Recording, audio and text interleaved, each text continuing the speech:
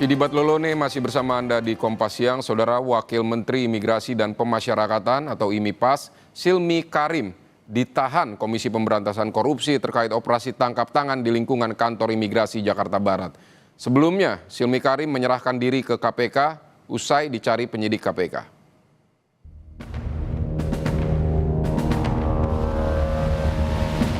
Wakil Menteri Imigrasi dan Pemasyarakatan Silmi Karim selesai diperiksa KPK Rabu malam.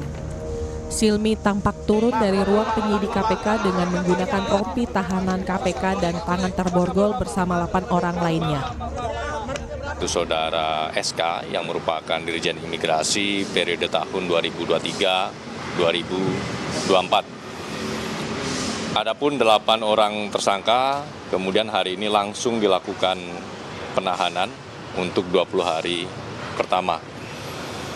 Dalam perkara ini sangkaan pasal yang digunakan yaitu pasal 12E terkait dengan dugaan tindak pidana korupsi, pemerasan dalam pengurusan dokumen keimigrasian dan juga dilapis pasal 12 lebih besar atau penerimaan lainnya atau gratifikasi.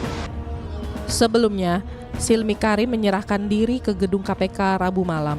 Silmi datang untuk menjalani pemeriksaan terkait pengembangan operasi tangkap tangan, dugaan korupsi pengurusan izin tinggal warga negara asing atau WNA di lingkungan Ditjen Imigrasi saat ia menjabat Dirjen Imigrasi periode 2023-2024. Sementara itu, tim penyidik KPK menggeledah kediaman Silmi Karim di kawasan Kebayoran Baru, Jakarta Selatan, Rabu malam. Setelah lebih dari 1 jam, tim penyidik KPK membawa sejumlah berkas dan dokumen dari kediaman Silmi Karim. Sebelumnya, KPK menggelar operasi tangkap tangan yang menyasar lingkungan kantor imigrasi Jakarta Barat terkait dugaan korupsi pengurusan izin tinggal warga negara asing. Hingga Rabu malam, KPK telah menangkap 17 orang, 8 diantaranya penyelenggara negara dan ASN, sementara 9 lainnya pihak swasta yang diduga berperan sebagai perantara dalam pengurusan dokumen keimigrasian. Selain menangkap sejumlah pejabat dan pihak swasta, dalam kasus ini KPK juga menyita sejumlah barang, diantaranya 7 mobil, 15 motor, 11 sepeda, serta ratusan gram logam mulia emas dan uang tunai dalam bentuk valuta asing. Tim Liputan Kompas TV, Jakarta.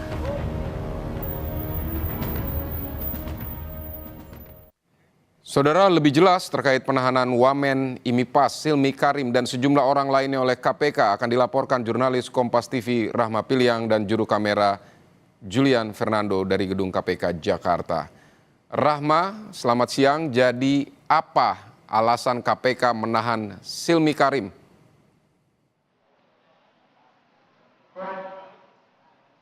Ya, adanya dugaan alur perintah dan juga alur penerimaan uang oleh Silmi Karim pada saat menjabat menjadi Dirjen Imigrasi tahun 2023 tahun 2024 inilah yang menjadi dasar oleh KPK untuk melakukan penetapan Silmi Karim ini sebagai tersangka pada kasus dugaan korupsi pengurusan izin tinggal warga negara asing. Namun untuk lebih lengkapnya, Vidi dan juga saudara, ini akan disampaikan oleh KPK nantinya pada konferensi pers yang akan dilaksanakan pada siang nanti, dan tentunya apa yang disampaikan oleh KPK tadi usai dari Silmi Karim dan juga 7 tersangka lainnya yang sudah ditetapkan oleh tersangka, maksud kami yang sudah ditetapkan oleh KPK dan ini sudah ditahan begitu oleh KPK.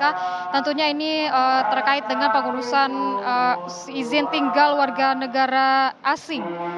Nah, di mana kita ketahui, Vidi dan juga saudara, pada Selasa kemarin hingga hari Rabu kemarin ini KPK melakukan operasi tangkap tangan di Jakarta Barat begitu, yang dimana ada 17 orang yang sudah ditahan oleh KPK dan dimintai keterangan begitu, dan akhirnya ada 8 tersangka usai dari permintaan keterangan. Dan juga Vidi dan juga saudara, sebelumnya memang dalam 17 orang yang ditangkap atau dimintai keterangan oleh KPK ini belum termasuk Silmi Karim. Dan kita ketahui bahwa Silmi Karim ini menyerahkan dirinya sekitar pukul 10:30 malam pada hari Rabu, dan usai memberikan keterangan begitu dan juga penyelidikan lebih dalam oleh KPK, dan akhirnya ditetapkan oleh KPK sebagai tersangka pada kasus dugaan kasus korupsi asing. Dan juga di mana untuk 8 tersangkanya diantaranya adalah Silmi Karim sendiri, lalu ada PLT Dirjen Imigrasi pada tahun 2024-2025 yakni Safar Muhammad Godam, ada Kakanwil Ditjen Jabar Jaya Saputra, lalu ada Kepala Kantor Imigrasi kelas 1 khusus non-TPI Jakarta Barat pada tahun 2025-2026 yakni Ronald Arman Abdullah, di mana 8 tersangka ini sudah ditahan di rutan KPK selama 20 hari ke depan, dan ini tentunya dengan adanya penetapan tersangka dan juga sudah ada dilakukannya penahanan terhadap tersangka ini, artinya ini sudah naik ke tahap penyidikan.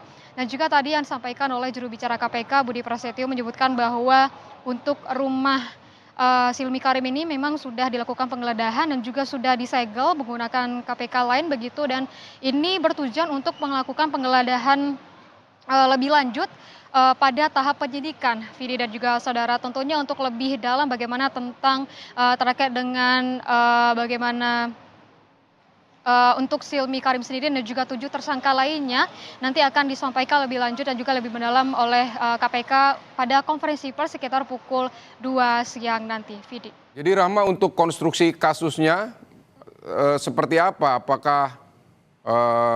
Apakah terjadi suap untuk memberikan izin tinggal kepada warga negara asing, atau peran apa dari Silmi Karim sehingga dia ditetapkan jadi tersangka? Apa peran mereka masing-masing, Silmi Karim dan 7 tersangka lainnya?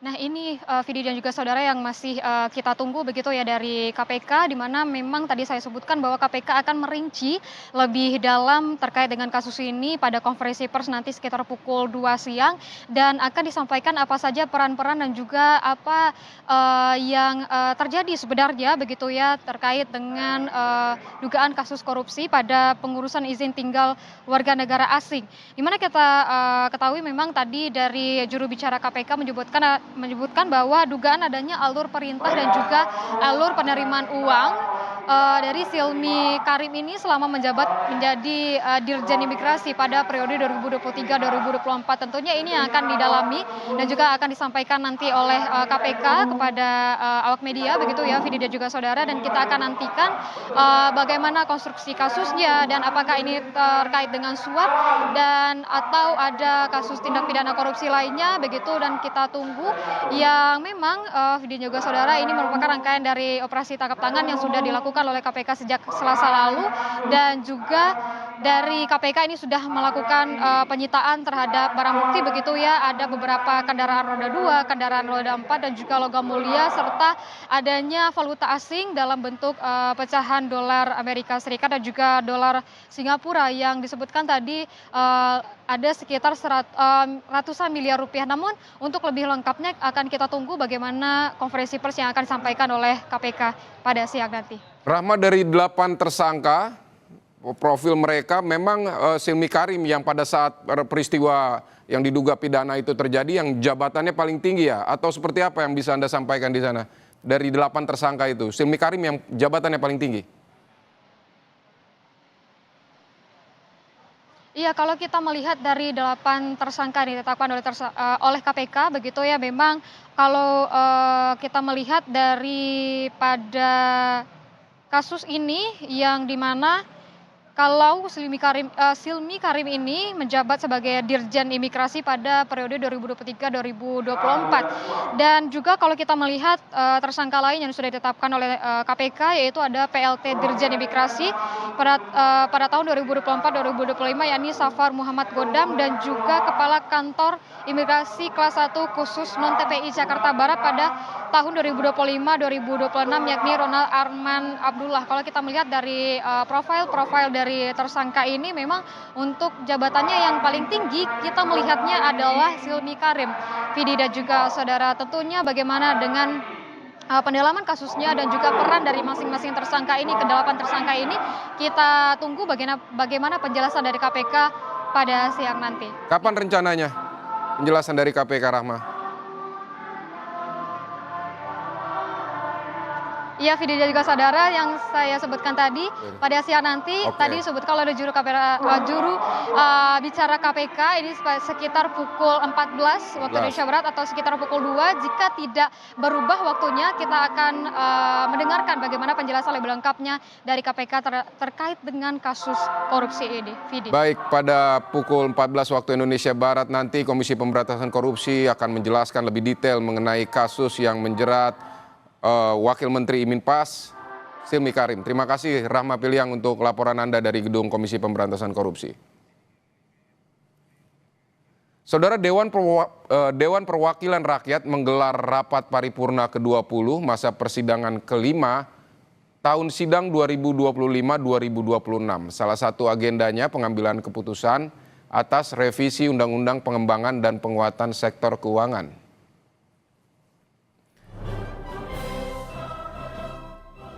Rapat paripurna dipimpin Wakil Ketua DPR Sufmi Dasko Ahmad dengan 139 anggota Dewan hadir di ruang sidang. Selain pengesahan RUU, rapat kali ini juga mendengar pandangan fraksi atas kerangka ekonomi makro dan pokok-pokok kebijakan fiskal RAPBN 2027. Rapat turut dihadiri Menteri Keuangan Purbaya Yudi Sadewa, Menteri PAN RB Rini Widiantini, dan Wakil Menteri Sekretaris Negara Juri Ardiantoro. Saudara, informasi terkini kita akan bergabung dengan jurnalis Kompas TV, Tifal Solesa, dan juru kamera Junaidi Saputra dari Gedung DPR MPR RI.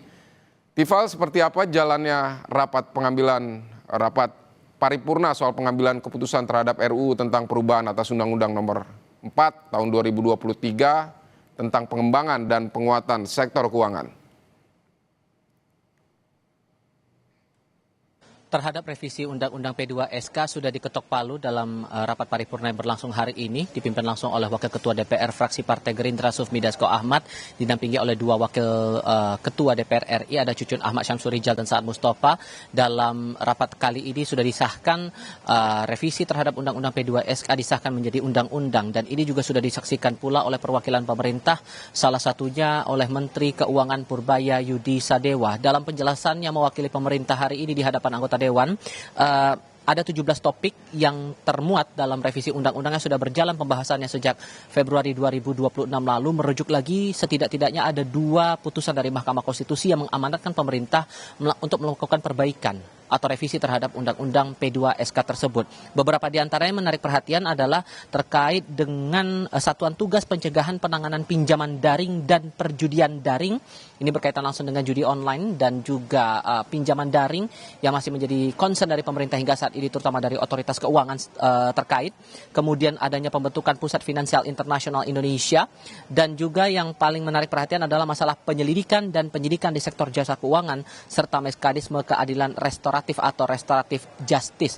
Itu beberapa dari total 17 topik yang termuat dalam revisi Undang-Undang P2SK tersebut, dan sudah diketok palu dengan harapan kemudian ini bisa membantu penguatan dari sektor keuangan di Indonesia. Ini juga sesuai dengan amanat dari Presiden Prabowo Subianto dalam program Astacitanya, termasuk upaya untuk memperkuat lagi sektor ekonomi, membuat sektor keuangan berdaya saing internasional, stabil, dan memiliki tata kelola yang baik. Itu pernyataan yang disampaikan Purbaya Yudi Sadewa sesaat setelah Parlemen mengetok palu atau mengambil keputusan setuju atas revisi undang-undang terhadap P2SK yang sebelumnya sudah diproses oleh Panitia Kerja atau Panja di Komisi 11 DPR RI sejak beberapa bulan yang lalu, dan kemudian dilakukan rapat paripurna pada saat ini. Itu untuk agenda pertama. Kemudian untuk agenda kedua, ini adalah mendengarkan pandangan dari setiap fraksi, 8 fraksi di DPR RI seputar penyampaian dari kebijakan ekonomi makro dan pokok-pokok kebijakan fiskal dalam RAPBN tahun 2027 yang sebelumnya atau beberapa hari lalu sudah sempat disampaikan langsung oleh Presiden Prabowo Subianto di hadapan anggota DPR RI dalam sidang paripurna di Kompleks Parlemen Senayan Jakarta. Yang menjadi perhatian saya pertama kali saat itu adalah perwakilan dari PDI Perjuangan, Haris Turino, yang menyampaikan meskipun kemudian dari fraksi PDI Perjuangan menyampaikan setuju atas beberapa kerangka dengan beberapa catatan, tapi ada hal yang menjadi concern dari fraksi PDI Perjuangan, yakni soal tema yang diangkat dalam RAPBN 2027 dengan mengangkat tema tumbuh lebih tinggi, sejahtera lebih cepat. Kedepannya harus mempertimbangkan lagi atau memperlihatkan capaian peningkatan kesejahteraan rakyat ketimbang tahun-tahun sebelumnya, termasuk juga mempertimbangkan lagi program-program prioritas pemerintah dengan kondisi keuangan ataupun juga jumlah anggaran yang dipakai dengan upaya untuk meningkatkan pertumbuhan ekonomi, terutama untuk meningkatkan lagi atau menekan lagi angka kemiskinan ekstrem maupun juga kemiskinan.